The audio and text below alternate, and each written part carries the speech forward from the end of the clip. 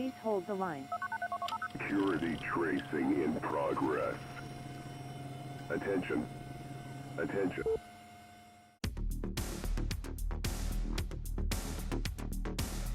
We're all going against the wind. The wind's 120 knots from the west.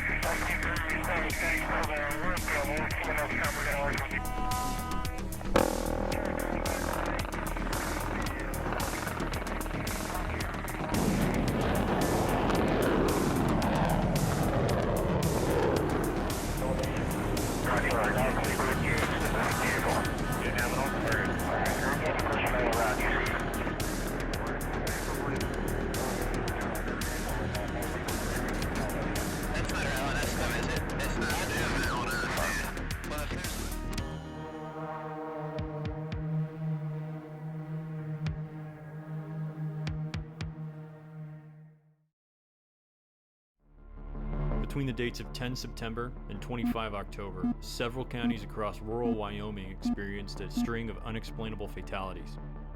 Each victim was a male between the ages of 23 and 56, the majority of whom had prior records of domestic offenses. The unexplainable aspect of this is the cause of death of each individual. Hundreds to thousands of spider bites from both native and non-native species.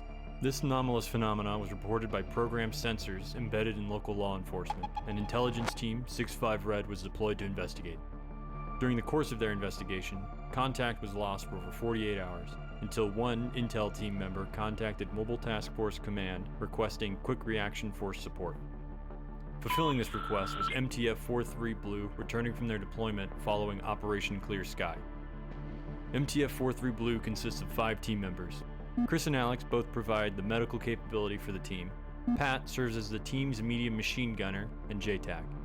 Chase rounds out the team with a strong detective and combat capability. Lastly, Jimmy Drive-By is one of the guys of all time. Analysts note, following Operation Clear Sky, these 2 agents had significant changes noted in their psychological profile.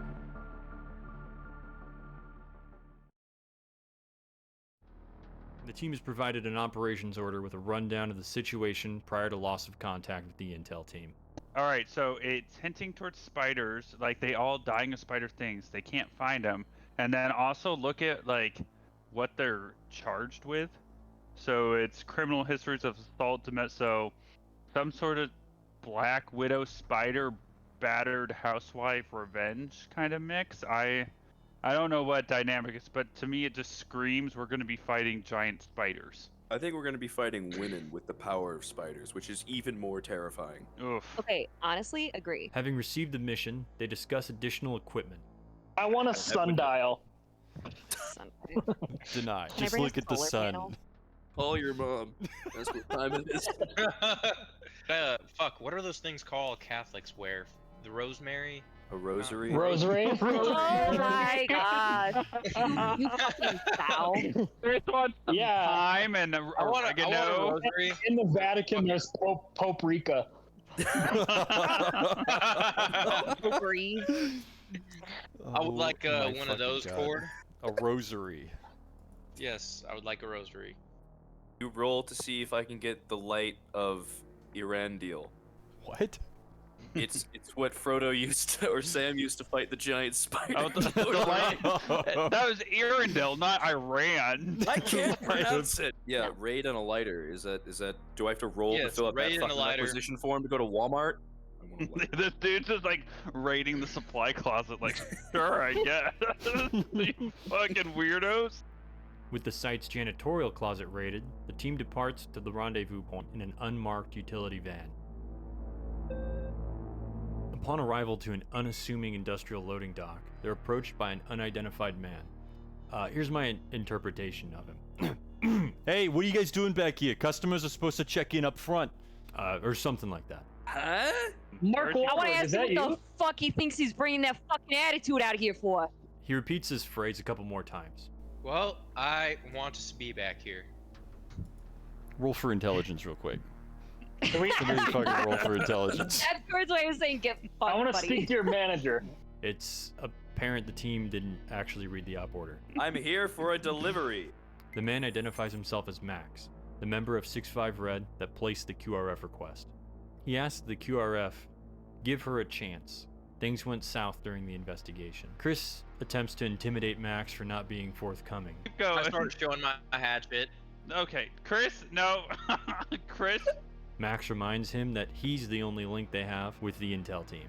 She won't we're be on Dunkin' Donuts. immediately. That she's normal. Calm down, Bostonite, and take us to the woman. Satisfied, Max hops in their van, but not before torching his vehicle. I tell him we're in Wyoming. There's no cops here. Also, was that a rental? If so, that's hilarious. Let's go. Absolutely no Backseat. stimulating Chris in the vehicle. The team arrives at an unoccupied housing development. Here, they're met by a man who immediately confronts Max, yelling, quote, "You called them? You know what they'll do to her," unquote. Max retorts, quote, "We still have a job to do. At least let their medic take a look at Mike," unquote. I rolled a subdue Chris because I know whatever we're about to find is Roll to going to reveal Chris trigger him. stimulating. No, I'm just in the back seat rubbing the rosary. with my Rubbing hand. his Father, forgive me. ready to go. Father, Forgive me, Father. I'm forgive in me, a bad for boat. I shall. Rosary! We'll leave David Carradine in the back. The man, identified as Intel team leader, Oscar, storms into the house. Max and the team follow. Once inside, the team splits off, with Alex and Jimmy caring for a wounded man on the first floor, Chase and Pat following Max to an upstairs room, while Chris does Chris things. Can I ask a question? Is there any steel wire around here? Thanks, Chris. For what? I go For wandering what? off, searching Okay. for steel wire. Let's put those squeaky shoes on Chris before we wander off. The man Alex and Jimmy assist is Mike. He's suffering from a wound in his lower abdomen and upper thigh. Oh, he fucking fell. Howdy, Mike. Don't get up or anything. Alex is able to stabilize him as Jimmy asks some question. Is she a spider? She's not a spider by most conventional wisdom, I guess. Is she spider adjacent? No, not really. Okay, thank you for your service. Great. I would love to give my friend here 2 extra strength Motrin as well as the Zuzu sock before departing up here.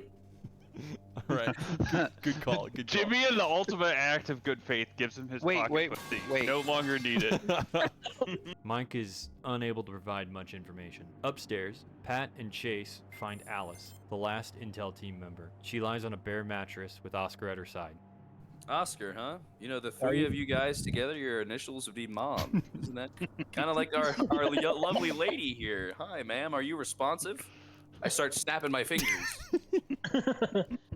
In West Side Story rhythm. Yeah. West Side. And then I do jazz hands. Despite the interpretive dance, she remains unresponsive. That's all I've got, Chase. However, she appears to be 6 months pregnant. Oscar remarks, quote, "Do you really think I sent her in there like this?" Unquote. Hey, Max. Why is Oscar such a Why is he such a grouch? But Let's get this man a trash can. God damn.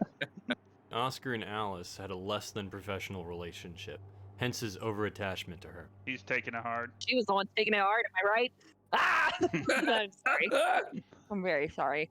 I can empathize, but tell him he needs to get his attitude straight. I understand that if my girlfriend wife was filled with thousands of tiny spiders that'll probably burst through her navel cavity and then we have to kill them horribly, I too would be slightly distraught. I pull my raid out with the lighter as well, just in case. We got the idea with Alice. We know that she's fucking what's his face. And homeboy here, Canolio, called us to come to get the situation. holy cannoli. Yeah. And I would love to ask him how he got into this situation. Returning to Max, he gives them a rundown of what happened.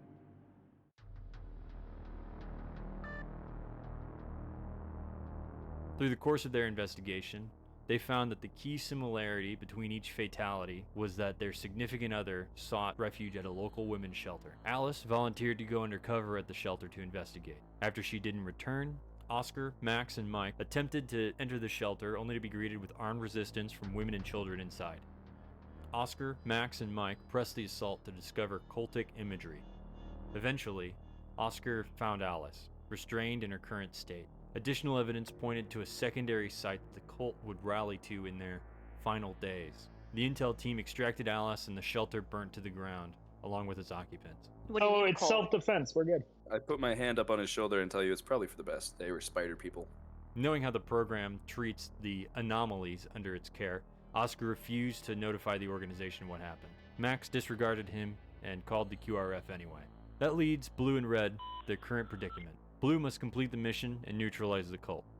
Red team is 2 men down, with Oscar being less than helpful, and Max refusing to assist unless Alice is cared for. We could, okay, we're gonna fight bugs, right? What if we recruit all the little bugs Chris. to fight on our side? What eats spiders? Centipedes. We gotta get all idea that. Yeah. I've ever heard of my life. Dude, we are moving to DEF CON Chris's Here Untold Unbeknownst to Me. This is I think we have the basics of everyone. I think we need to hit the get. next location. Well, first we need to get fucking Maximilian and Spider Bitch to the safe house for further examination. So we should drop them off in our SUV and then take the solid guys with us. Oscar refuses the team's proposed solution. Pat provides a counteroffer. Hey, look, Oscar.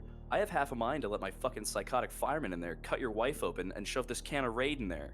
So until you start fucking talking, you're gonna be deemed a hostile, and we're here to eliminate hostiles. Maybe you help me before I go in there and let Chris kill your fucking girlfriend. Knock him the fuck out. Yeah, we're gonna knock him out. Chris rushes Oscar and tackles him to the ground. Pat comes behind him and puts him in a chokehold. Go to sleep. Go to sleep. Go to sleep. He's asleep. Oscar is unconscious and restrained.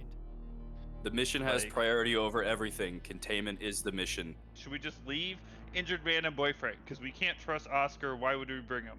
I don't want to leave Oscar in case he fucking What if- squirms. What is He he gonna squirms do? downstairs, No. and then he finds the fucking dude that didn't understand the context of why we knocked him out, and then he Didn't releases him, Chris and then we have just put Oscar to come steel after us. wire on That him? is the guy. That is the guy. The boyfriend is the one that you guys knocked out. So just Yes, leave the I fucking know. boyfriend Wait. and leave the fucking injured guy. Wait. because you don't fucking I want have them a or need them crazy anyway. idea. Of course you What do. if we fight? it When we vivisection? fight spiders, we can chop off Oscar's arm, and Okay. just use Okay, it yep, to no, beat Okay, we the haven't well- even found the spiders yet. Leave the You know what? boyfriend because he can't be trusted. Leave Cool. the injured man because he's nothing to us except I'm for with dead Alex. weight. I agree to Bring Alex. Nancy Yep. because this is the place where it happened, and we know that there's a cult and something supernatural happening. And then bring the fucking boy because he's our fucking boy, and we need him for directions. Okay. I'm on Alex's side. I think that's the best course of action. Yeah, all right. Me and Chris drag Oscar into a closet and throw a package of saltines and a water bottle in front of him so he doesn't fucking die. Oscar, and then we go downstairs to Mike Ermintrout, who's still bleeding on the couch, and tell him to clean up what he's done and don't fucking burn the place down. We'll be back before 5. I'll change his tampon feel like in his chest wound in 4 I hours. feel like I'm leaving a college party right now. The team departs, leaving a restrained Oscar and incapacitated Mike behind. Max leads them to the cult's safe house, hoping the remaining cult members may have a cure for Alice.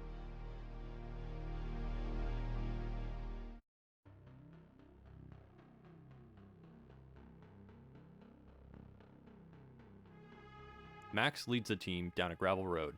Here, Blue Team dismounts and moves through the woods as Max remains in the van to keep an eye on Alice. Pat provides him with his own radio and a white phosphorus grenade. While unknown to them at the time, a trail camera detects the team's movement, alerting the occupants of the safe house to their approach. As the team enters visual range, they're met by a sudden stream of automatic fire from the second floor window, seemingly from a medium machine gun. Caught in the beaten zone, Pat and Jimmy seek cover, as Pat receives one wound to his shoulder and another round strikes his leg carrier. Chase and Alex push to the left, where they encounter 3 armed individuals outside the house. Chris moves right, catching one contact in the open and eliminating her. Showing superior combat discipline, Pat and Jimmy gain fire superiority over the machine gun, which falls silent. Alex and Chase engage their targets, killing 2. The third attempts to flee. The third contact attempts to re-enter the safe house, but appears to be locked out. Caught between a locked door and the MTF team, she surrenders. Chris secures the outside of the house and regroups with Alex and Chase, as Jimmy and Pat maintain farside overwatch.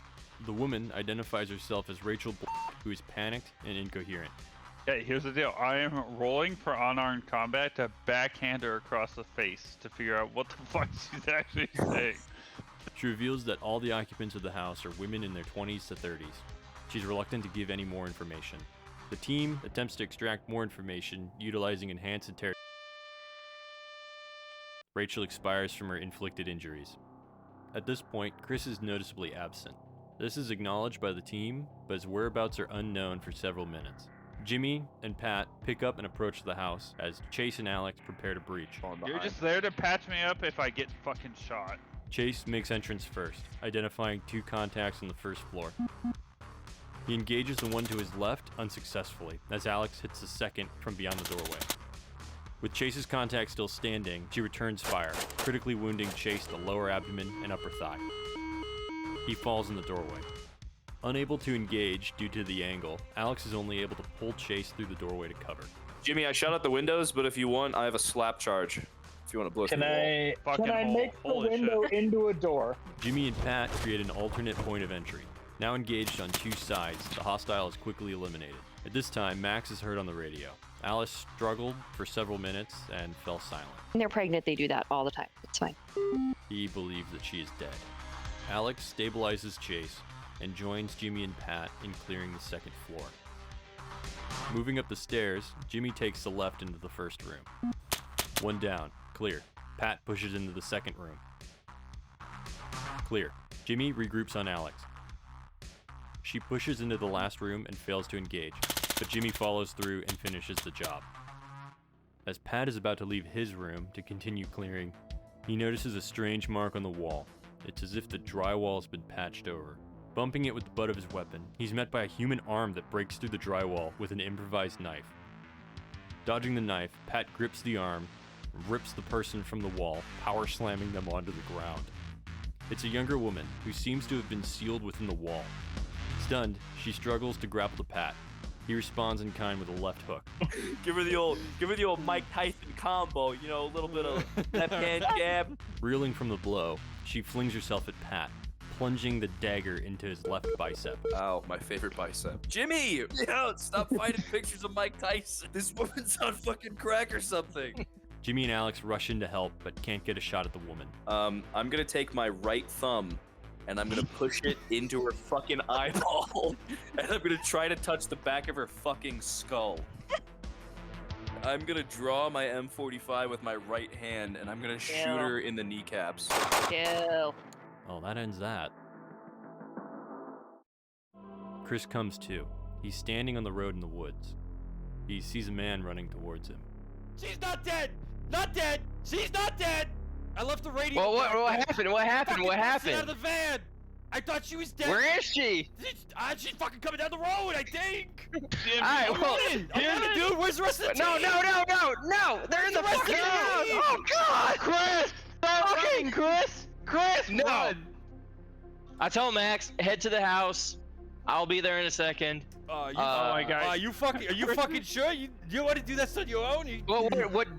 What did she turn into? Is she still a fucking woman? Dude, just run, dude! Alice's death was only the beginning of something else. Chris, I would run. You need to get at least an M60 behind you, Chris. Chris takes matters into his own hands. Max continues running. I Chris, just come casually on. start walking until I see Oh my God. what is Chris coming is after me. actually insane. Chris is Not gonna just get eaten roll by a for spider insane. woman. I'm gonna grab that white phosphorus grenade. He used No, it. it's We just said used. that. He threw it, It's but the bitch done, survived. Chris, yes!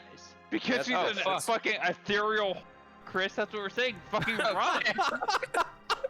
You dumb motherfucker! 7 Vegonias. All right, I am going to then now grab my raid and my lighter and just start hosing down the fucking forest. What, all 6 inches in front of your raid can that's on fire? Oh, You know it's the aerosol that's flammable in raid and not the raid itself, right? all right, you're right. I know. You brought 2 guns here and pipe bombs, right? There's a rustling in the bushes. Something large. Chris attempts to flush it out with a pipe bomb. Max regroups with the rest of the team. Alright, I radio to Pat. Get on those fucking windows. We got a fucking big bogey coming, and it has Chris inside of her. As Chris's pipe bomb detonates, it was successful in flushing out whatever was in the bushes. It's an enormous arachnid rushing towards him. It sinks its fangs into his leg. Chris swings his axe, but the blade hardly wounds the creature's exoskeleton. I might be in trouble. A loud snap is heard as the creature breaks Chris's femur, dragging him into the bush. I'm gonna use my last pipe bomb. Sacrifice myself. Kill the big spider. As Chris's consciousness fades, he primes his last pipe bomb. Both he and the creature are killed in the blast.